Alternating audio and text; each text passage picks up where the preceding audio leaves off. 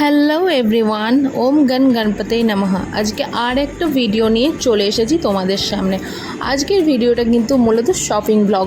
তো আমাদেরকে দেখেই তোমরা বুঝতে পারছো যে আমরা শপিং করতে যাচ্ছি আর আমরা সেটা নিয়েই ডিসকাস করছি। আসলে আজকে আমি যাব না, আমার বোন যাবে শপিং করতে। অ্যাকচুয়ালি তোমরা আমার বোনকে চিনতে পারবে, কারণ ও হচ্ছে শাড়ি শ্যুট করে।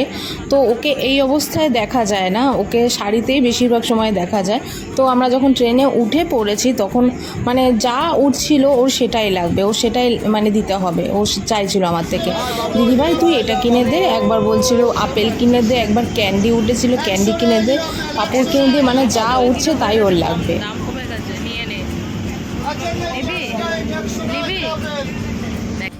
তারপর আমরা ট্রেন থেকে নেমে পড়েছিলাম ডেস্টিনেশনে যাবার জন্য।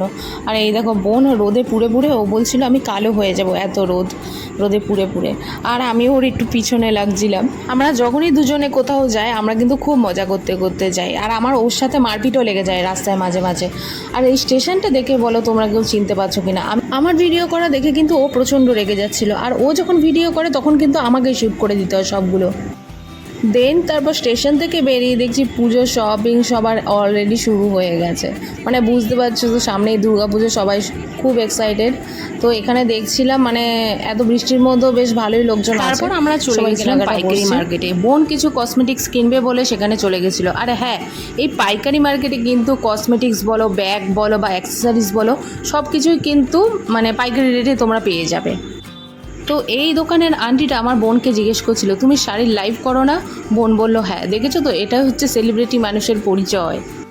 তো আমরা চলে গেছিলাম তারপর গোল্ড জুয়েলারি দেখতে। তো ভিতরে ওদের ভিডিও করা অ্যালাউ ছিল না, তাই আমি সিঁড়ি অবধি ভিডিও করে আর ইনসাইডে গিয়ে আর ভিডিওটা করিনি। আর যেই ভিডিও ক্লিপটা তোমরা দেখতে পাবে সেটা আমি লুকিয়ে লুকিয়ে করেছিলাম, কারণ ওদের স্টাফদের মানা ছিল যে কোনো ভিডিও ক্লিপ নেওয়া যাবে না, কারণ সোনার জিনিস তো কপি হয়ে যেতে পারে, বুঝতেই পারছো। সেই কারণে আমরা আর ভিডিওটা কন্টিনিউ করিনি।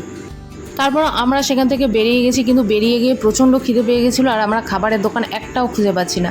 যেমন আমাদের প্রচণ্ড খিদে পেয়েছিল তেমনি আমাদের কিছু কেনাকাটাও ওখান থেকে হয়নি। আমরা আবার জুয়েলারি দেখার জন্য দোকান খুঁজছিলাম আর খাবারের দোকানটাও খুঁজছিলাম। তো এই দেখো এদিকে হচ্ছে জামা কাপড়ের স্টল বসে গেছে গাইজ, কারণ সামনেই পুজো। তো সবাই মোটামুটি কেনাকাটা শুরু করে দিয়েছে দেখলাম।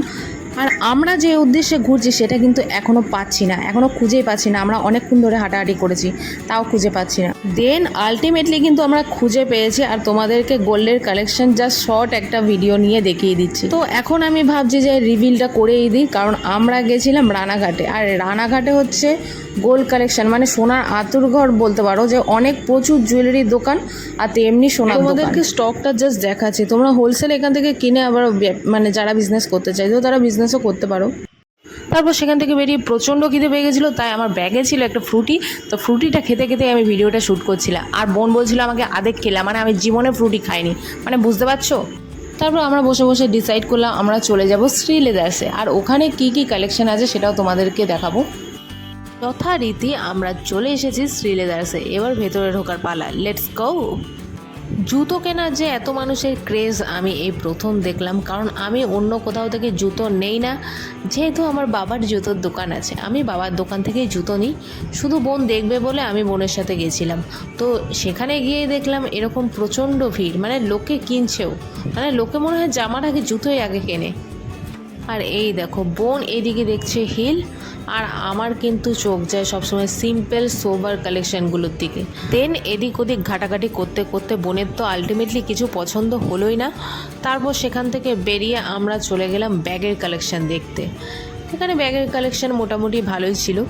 তারপর সেই সব ছেড়ে আমাদের চোখ গেল এই সুন্দর সুন্দর ক্লাচগুলোর দিকে। সেখানে কিন্তু মোটামুটি সব রকম ব্যাগের কালেকশনই ছিল, side bag, sling bag, hand bag, এছাড়াও ছেলেদের ছিল পার্স, ব্যাগ, বেল্টের কালেকশন। তো শ্রীলেদার্সে মোটামুটি আমাদের সব দেখা কমপ্লিট। এবার আমরা যাব অন্য জায়গায়। শ্রীলেদার্স ছেড়ে আমরা বেরিয়ে পড়েছি অলরেডি রাস্তায়। এবার আমরা যাব স্টেশনে। আমরা স্টেশনের উদ্দেশ্যে রওনা দিচ্ছিলাম। তো স্টেশনে আর আমাদের যাওয়া হলো না, কারণ ট্রেনটা মিস হয়ে গেল, পাশ থেকেই আমাদের ট্রেনটা চলে গেল। তো ভাবলাম অন্য কোথাও যাওয়া যায়। তো সামনেই পড়লো স্টাইল বাজার, আমরা ঢুকে গেছিলাম স্টাইল বাজারে। দেন দেখা যাক আমরা কী কী কালেকশান দেখি। তারপর সেখানে ঢুকে দেখতে পেলাম 299, 399, 599 অনেক কুর্তি কালেকশান। শুধু কুর্তি কালেকশানগুলোই আমি দেখাচ্ছি, ওইদিকে আরও কালেকশান ছিল, প্যান্টের কালেকশান ছিল, আর যাবতীয় যা থাকে আর কি। কুর্তির কালেকশান মোটামুটি ভালোই ছিল, কিন্তু আমরা সেখানে বেশিক্ষণ স্টে করলাম না, কারণ আমাদের স্টেশনে যেতে হবে, কারণ ট্রেন ধরতে হবে।